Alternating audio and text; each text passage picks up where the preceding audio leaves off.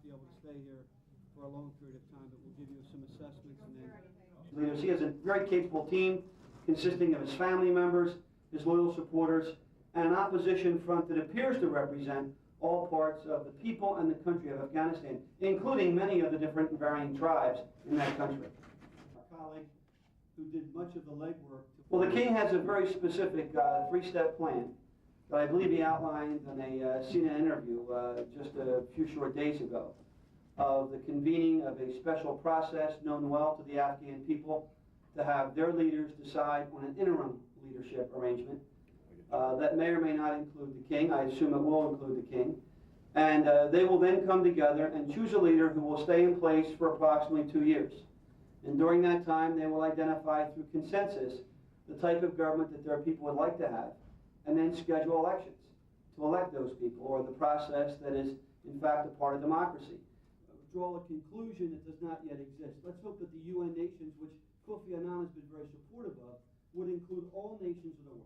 We were overwhelmingly impressed with the opposition leaders. They have a clear game plan.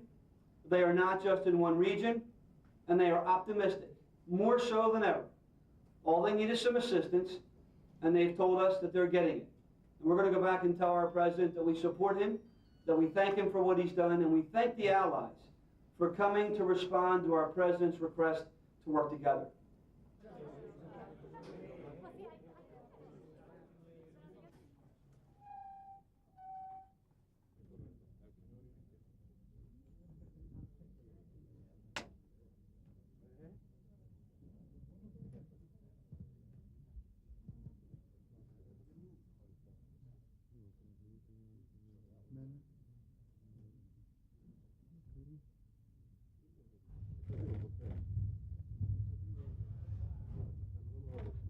Okay, give me a copy. Give me a copy.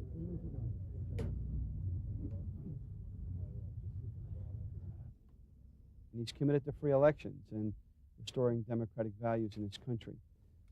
His wish is that the UN play a role, but he did not dismiss the notion that if the UN could not agree, that a U.S.-led force of allies would in fact liberate his country and allow this process to go forward that he's outlined in a three-part plan. There's a